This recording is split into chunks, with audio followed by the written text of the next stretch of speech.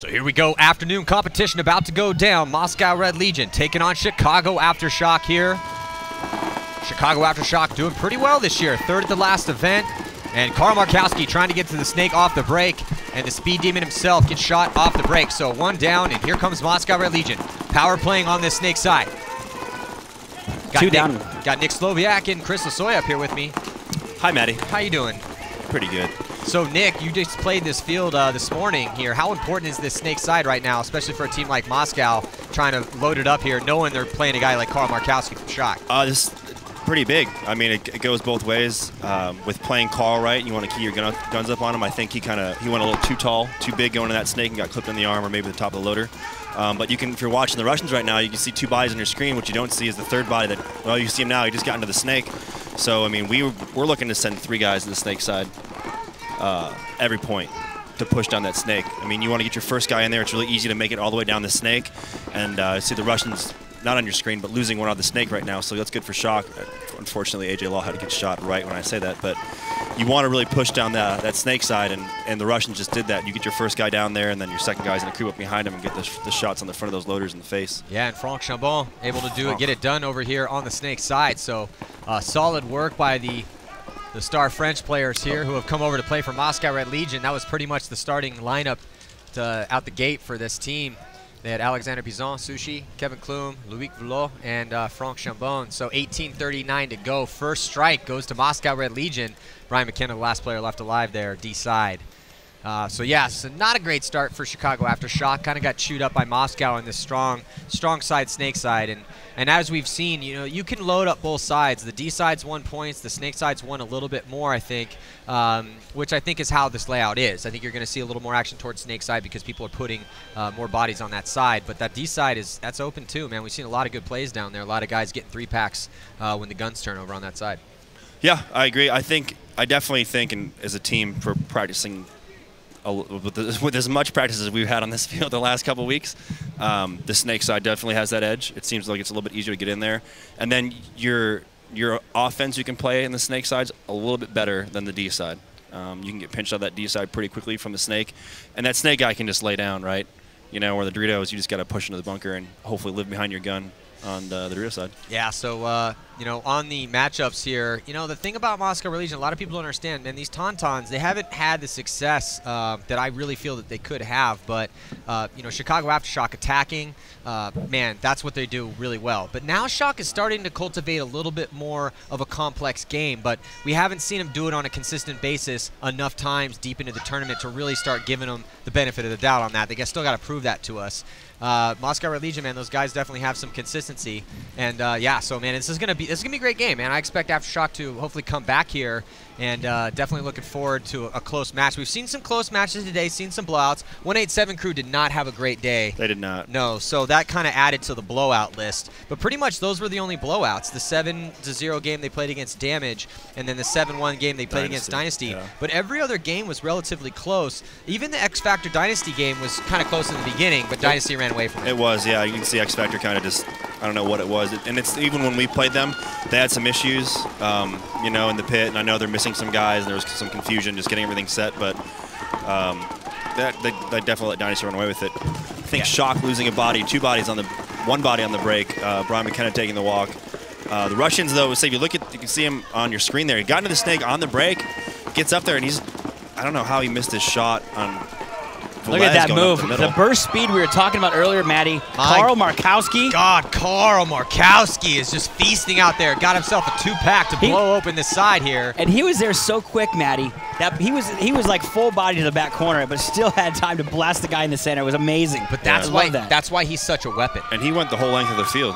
He went to the corner, came around inside of the snake, and that was awesome. If you're not, say, if you're going to put up the two bodies on that snake side, your corner guys have to be watching. And that's the one thing that did happen differently on this field, on this point for Shock, is they had AJ Lawhead playing down the tape, and the Russian Legion player in the snake corner was looking inside the entire time, allowing Karl to make that speedy move. Yeah, man, you know, we talk about how crucial burst speed is for a front player, and there are no other guys that have the extra gear that Karl has. There's some guys that are close, Tabouzier, Dan Holiday, you know, some guys got some wheels, but not that inner game speed. I mean, it's one thing, okay, if let's go have a race, but we see it time and time again. Carl uses his speed as a very dynamic weapon. And not only that, but and here's the replay.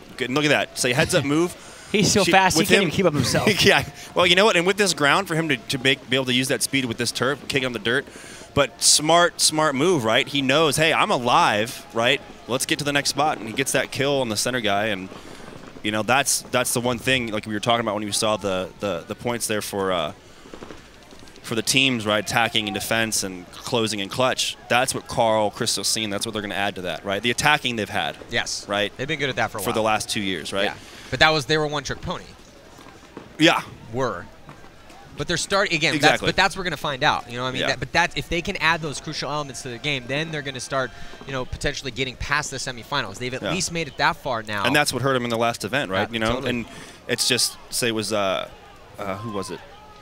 I can see it. I can't remember his name. Kirk. It was Kirk Wozni, right? He just mental error. The clock, right? The bodies were dead. The Lawhead got on the snake, and he just. I think it was it Kirk or it was Wozni? He came out of the box. Was it Wozni? Wozni came out of the box and. Yeah, just Kirk. didn't look up at the clock. Almost like, say, our game this morning against Tampa Bay Damage. Yeah. How about that? But Thomas just staring at the clock. Yeah. Or was that was X Factor, I think. But regardless, though, I was pretty critical, and honestly, rightfully so. But you have to be. Well, but at the same time, Kurt's one of their highest ranked guys. Like, he's putting a lot of work in for them, but it was just a mental error. But that's what they need. That's that extra thing. So now we got a tie score, 1-1 here.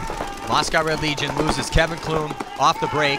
Still able to get into the snake, though, and so does Chicago Aftershock.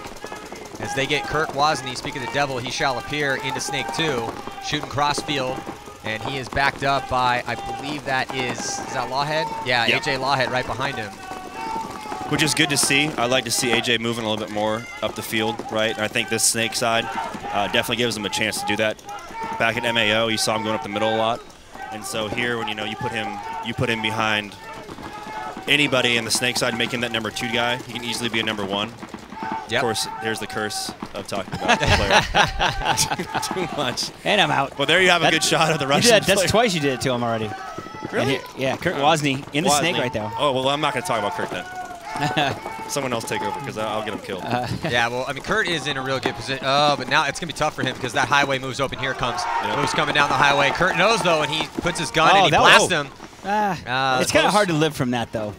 Well, and that's a move. Is that Kirill? He could have easily went to that tower and lived, right? So we're talking like Carl Markowski made the move where he added a little bit extra to it, and he survived long enough to get that kill.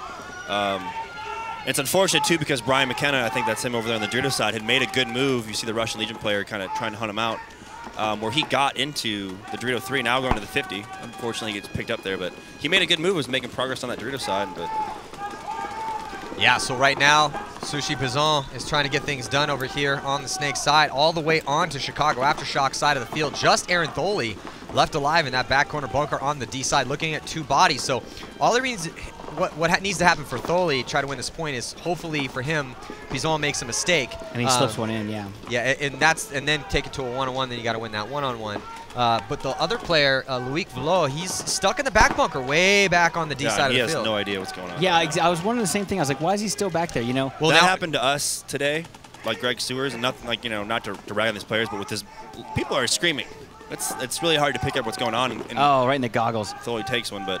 And actually, Maddie was talking about that earlier. It's like there's no coaching in the sidelines. There's no coaching from the pits.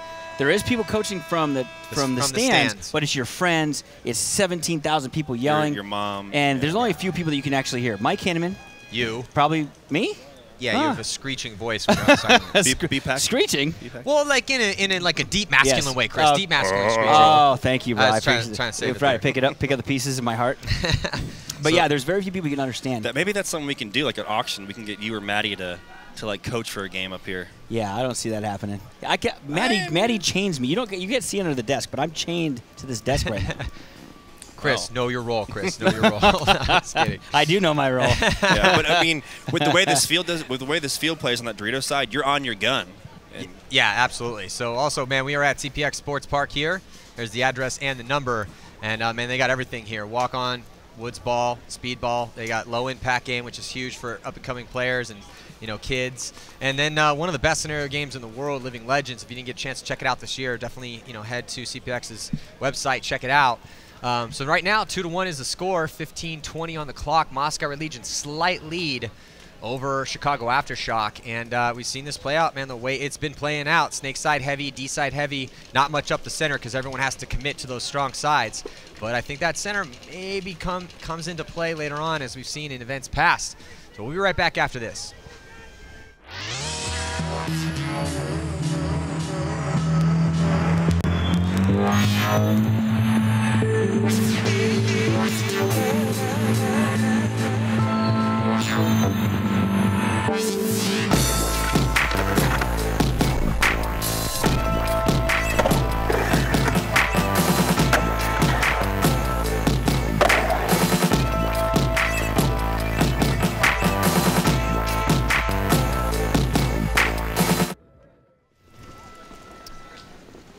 Welcome back here, 2014 PSP Chicago Open. Matty Marshall with Nick Sloviak from Houston Heat and the legend Chris Lasoya. So here we go. Can Shock get back into this, or is Moscow going to start running away with it? Off the breakout, heavy guns up for Shock, even though they try to break out wide. Chris Sosine shooting snake side and able to drop a shot in on, I think that was that Pizon again trying to get there? No, it was Golev trying to get out wide? I'm really happy you know these names. I've been practicing. Because I've been playing against these guys for a while, but I still can't say. Well, they keep yelling at me every time I see them. So yeah, sure. It was Smotrov. So Smotrov takes the walk early. But Shock, it's just picked apart here. Yeah, Wozni and Velez both come off, and it's because of the big moves coming down the D side here for Moscow Red Legion. And so Moscow Red Legion pushing hard. Oh, that was a mistake. He didn't know that he was in the Dorito. Yeah, he didn't know he was in the Dorito, but he was able to get Sosine. So, you know, doing damage. It's just Carl left, and Carl, no, that's not Carl. That's Brian McKenna. Yeah, so Brian McKenna, last player left alive over there. Which that's the second time now, 2 points in a row, that he's been the last guy left. Yeah, making moves up. Making moves with the side. I like that. See? That's like, just he knows he's going to take it, but he's taking some, who's coming with me? Mm-hmm. You know, I mean, but they're looking really good right now. Moscow Red Legion shooting really good lanes, nice crisp moves. I mean, they're another Damage or Dynasty kind of, you know. Well, Damage and Dynasty look the best in this tournament by far. They're both 2-0 and awesome performances in the morning. Nick, hey, well, Nick.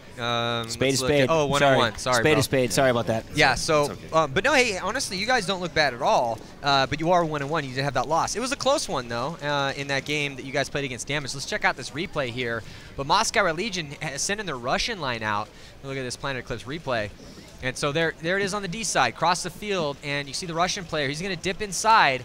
Doesn't realize, like, oh, God, that Brian McKenna was like, oh, my God, I cannot believe I lived through that. Yeah, right. But he didn't live for long, though. I started salivating when I see that. Yes. That's when somebody I was like, are you really just running by me right now? Yeah. Well, but doesn't happen too often. But it's also scary because you're like, whoa, this guy got this far. And it looks like Aftershock smartly calling a timeout now with the score 3-1. So, but the story with the Moscow Red Legion is that they have a bunch of young, up-and-coming Russian guys, a couple vets. You know, there's a few guys on the team like Denis Golev and Kirill Peridny that have been playing on that team for a while, trying to anchor a Russian line that has basically like 18-year-old talents on it. Not a lot of experience, and they're trying to figure out which one of those guys are going to be their go-to guys. When you're building a team, practice is one thing, but when you get to the tournament, you start getting these guys the reps and see, okay, well, who's actually going to perform when the pressure hits? And that's what's been impressive about Chicago Aftershock is that they've had these, you know, divisional guys. They mix in a couple vets, and they've started to pay dividends. They don't quite have the depth. They don't have the depth that Moscow Red Legion has. They're running those same guys, and it's really muggy down there, man, right? I mean, it's a little bit breezier up here, but how is it down there? Is it still pretty humid? It's pretty humid, and I mean, the mud's everywhere, and it's definitely playing hell with the paint. Yeah. You know, the humidity, you got a lot of guys, you got to trade the paint out pretty quickly because you let it sit out too much and it swells up, gets nice and soft. You know, we talked about it getting a little sticky, like as the sun beat up on the mud a little bit. You know, it's a little slippery in the morning, and then as it dries out a little bit, I see a lot of people doing barrel tigs. You know, hitting double knee slides that are going very far. Yeah, and you can see Meter broke his tip off of his gun. He's still young. But you know, this is, say if you look at from where we're at the left side of the field for us, it's definitely way stickier. A little bit more wet on the Dorito side. The right side, you know, kind of looking back at MAO, that's the dry side, man. And we did talk about this earlier. We're like, well, is this going to play a factor? And, you know, from a player's point of view, does it play a factor? Are you getting out of the box and get, like that Dorito Most one? definitely. That Dorito one's a puddle. Yeah, and I think I chipped my elbow. It hurts. Yeah, so let's check in. Lauren Kelly, she's got Mikey Bruno, man. Let's listen to what Mikey has to say. This is always good. Hey guys, I'm down here in Aftershock's pit with Coach Mikey Bruno. They are really talking strategy here on the sidelines. Now, you guys are the team to watch this tournament. Everyone's been super excited about how well you've been performing. How was this field layout playing for you guys in practice?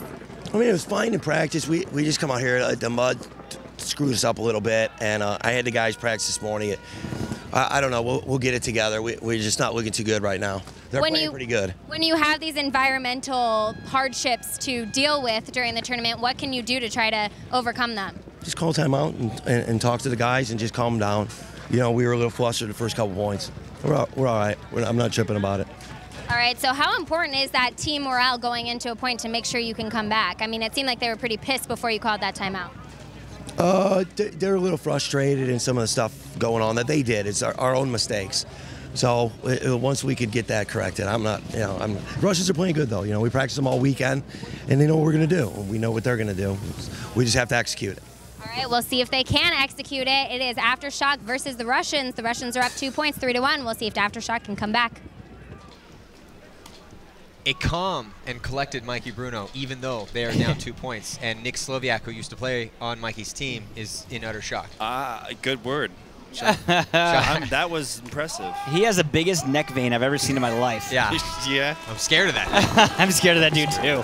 On the breakout, split screen, Red's leading on your left, Aftershock on your right, 3-1 in favor of Moscow Red Legion, Maddie. Oh, but Aftershock continuing to struggle on the break. They lose 3 off the break. They lose Markowski getting out wide, and then Lawhead and Vlezdai right after him.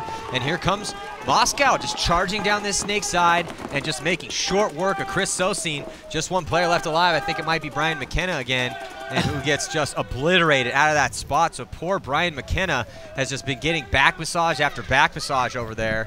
And, you know, Shock having a really hard time, you know, trying to get out on a field that, you know, I don't know, how hard is it to make it out on these sides? I mean, we've seen some guys make it off the break. We've seen some guys get chewed up. Is it just about making that shot? Because it's not like the last event where it was almost just a death run to try to get out wide.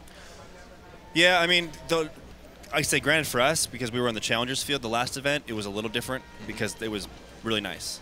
But here, I mean, the lanes are so big, and watching the Russians, primarily at that point for myself, they had a center guy, and they had 2 guys heads up. The guy ran to the snake running and shooting, and they shot 2 guys on the break and a third shortly thereafter.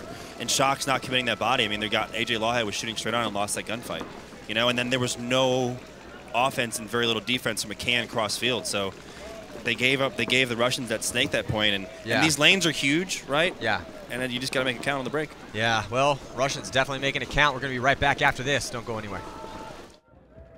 He is good enough to play.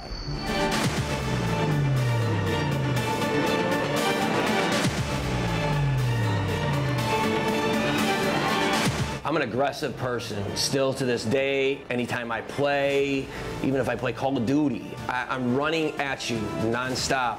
Do you have an issue with them? No, I'm just... You can speak up, Vito. The camera's facing towards me. This is freaking huge to me, and I want to see what you're going to do, okay? Because 9 out of 10 people, they give you a little hint, when they go bunker somebody, the idiot runs right into their freaking barrel, okay? When their barrel's shooting, pounding one way, they run right into it to bunker him, guaranteeing their death. Well, figure it out. Don't do that. Is there anybody here from Sweden? Where's the Swedish guy? There he is.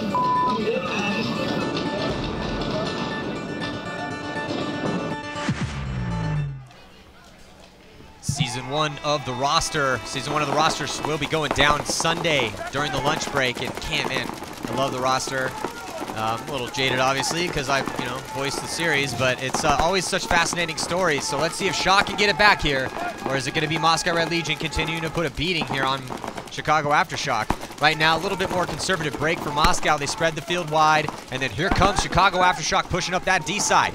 And then countering that is Moscow getting into Snake 1, and then Snake 2, and then here comes Wozni. He's into Snake 2 as well. The Snake battle emerges. Wozni shooting inside. There's the D side. There's Brian McKenna, who's able to make it to the 50-yard line for Chicago Aftershock, who's on the attack. You know, I like seeing that out of those guys. Go, go, go. Aftershock's not a team that sits back. Those guys they're go-getters. They do unconventional stuff that just throws a wrench in everybody's system. And here comes Chicago Aftershock. Kirk Wozni on your screen, taking another Aftershock player out right there on your screen. Man, Aftershock is starting to feast right now. on some of these Moscow players. Here comes Karl Markowski, who splits the seam, trades out with the stand-up. He gets taken out by that guy, and then another one gets chewed up as Shock keeps pushing forward, but it looks like 2 players left alive for Chicago Aftershock to make this a 2-point game with 12 minutes and about 20 seconds left to go here in this matchup. So Shock finally getting back on the board. Yeah. Yeah, that's Aftershock paintball right there. In your face, get up the field. I mean, they're not really. I mean, I'm not taking anything away from the guys. They're not thinkers. You know, let your coach think. They're getting a little bit more of thinkers. They are. Well, that doesn't. I just had to say that out loud. Apple tree. You know, well, the thing that I like is that Brian McKenna has been consistently pushing that Dorito side, and this time Carl was behind him, right? And Carl he just walked up that Dorito side. It's hard to see from here with the way the A is, but he walked up that side and got 2 quick kills, really easy kills, and it looked pretty effortless, right? Like it looked easy. They made that look easy. They got into the snake relatively the same time as the Russians, but Kirk could have went in all day. Kirk was in the God, the Aztec into the snake as the Russian players were sliding in, and he was on his gun. Like great athletic skill right there. But they need to keep it up, though. You know, one good point does not a good game make. They are 2 points away from trying to tie this up with 12-19. We're going to take a quick commercial break. We'll be right back after this.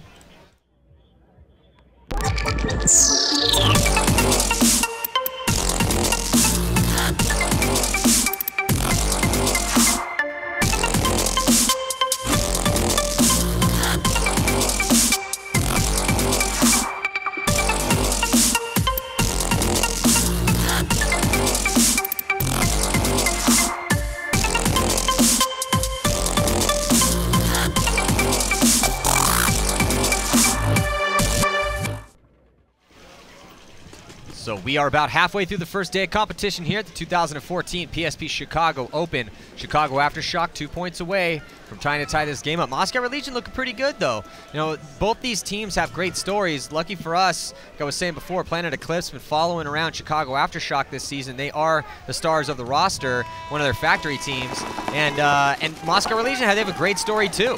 And, you know, so we're going to see here in this battle who's going to prevail. Moscow Red Legion into Snake 1. No one in the snake right now for Chicago Aftershock. No bodies have dropped. 5-on-5. Colombo, Clune, Chabon, Pizon, and Boulot are left alive for Moscow Red Legion. On the French line, it's the Tauntauns helping bolster the lineup for Moscow. Here comes the staggered attack of Chicago Aftershock. They're in the snake and on the D side. Can they get the player from Moscow who's diving up there? Not able to do it. One body dropping for Chicago Aftershock, and it's one of their leaders, AJ Lawhead. Yeah, you know what? AJ was trying to make that move up behind Brian McKenna, who took the first bite and then was very quickly matched by the Russians. Shock, though, now getting a minor penalty. I think that's Cliff Ginner on the snake side. That's going to pull Rob Velez, which is not going to help Brian McKenna, who's going to be by himself. It's Andy Horvath. Did you say Andy Horvath? Yeah. That was Andy Horvath? Yeah. Well, oh, I didn't. I'm sorry. My bad. I didn't realize Andy Horvath was on the Chicago Aftershock squad, but that leaves Kirk Wozni now making moves into the Russian snake. He needs to get his gun up because he's going to get shot. You know, when they're in your back corner behind you, there's little to none you can do to help yourself. I mean, staying on your gun though. Well, get up and go. That's pretty much all you can do. But you know, 4. You always want to win your first game, but when you look at the games that Chicago Aftershock has to play tomorrow, Chicago Aftershock has to play Impact. Strong team, took second at the last event. They got to play the Ironmen, and the Ironmen are out for blood at this event. They haven't played up to what they feel they should be at. But hey, you know, that's totally understandable with the Ironmen trying to rebuild that squad. And then today they play Legion and then they play Vicious. So, you know, Shock really wants to win this first one. So does Moscow Red Legion. Moscow's honestly looking really good right now. They're just beating Aftershock to the punch. They're absorbing most of their attacks. Yeah. But, you know, we know the Tauntauns can play. I mean, they had a rough and tumble year last year. But I was impressed by the level of skill and talent that the Tauntauns brought to bear. A little controversy last year, some hot gun stuff. But regardless, I'm entertained when the Tauntauns play. And I think it was incredibly smart for Moscow to go out and get their, you know, to get their services to come and help bolster their line and get it to where those Russian guys can, you know, the young Russian players can get to this level. So let's check in with Lauren Kelly. She has an update from the Challengers field. versus Russians game. Russians are up 3 points, 5-2 right now. I wanted to bring you an update from the Challenger field. We had Union and Red Storm battling it out. Storm won 5-4, making them undefeated for day one. Union went 1-1 for today. Then we had Infamous versus Excessive. Infamous won 7-2. Infamous won both of their matches, only losing 3 points today, and Excessive went 0-2. So that's what I got from the Challenger update. Right now we have VCK versus Revel. I'll keep you updated, but let's get back to this game, Russians versus Aftershock.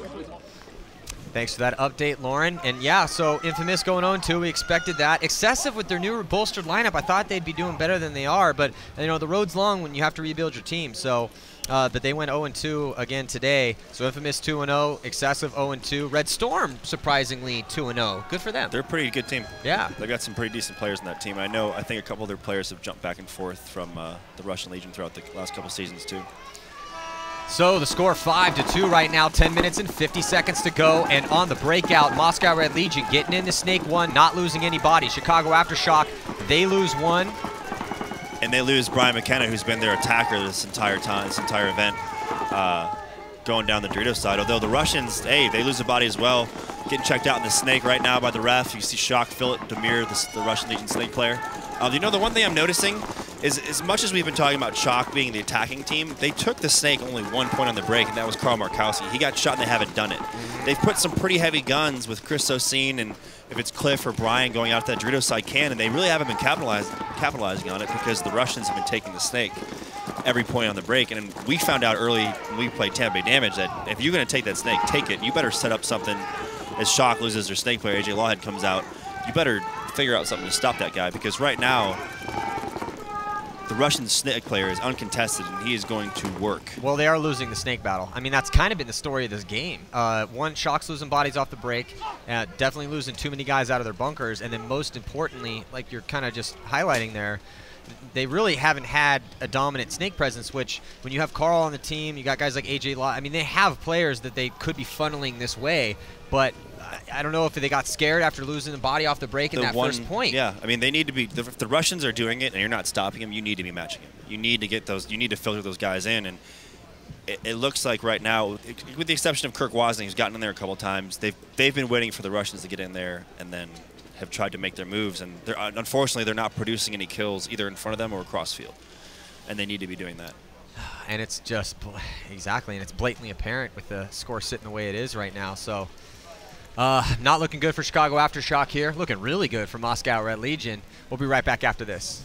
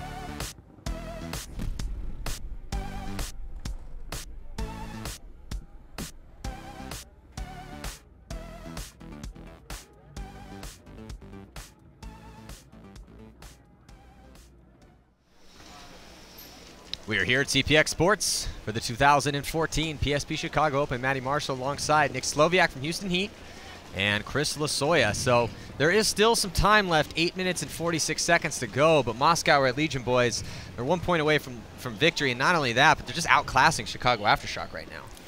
Yeah, their guns, their lanes on the break are ridiculous, and they're taking the Snake almost every point. And with them shooting a Shock player in the break, getting to the Snake, I'd say that's what's winning the game for them. They're just capitalizing everywhere across the board. You know, they're shooting somebody in the break. Not only are they going down the Snake where they shoot the guy, they're also getting up in the middle and shutting down the lanes completely. So even if you try to fill out, you're gonna get eliminated, and there's no way you can recover from that, pretty much. I mean, and then they're doubling the Snake up. I mean, it's just, they're just looking impressive actually right now. They are looking really good. Well, you know what it is? I really feel that they've got this game plan for this field down. They know, again, you have to figure out what's working for other teams, what are the dominant bunker structures out here, and to have Shock just keep getting beaten to the punch on the Snake, not be flooding that many bodies here, and also they're losing too many bodies out of their bunker. It's just kind of curtains all around for them.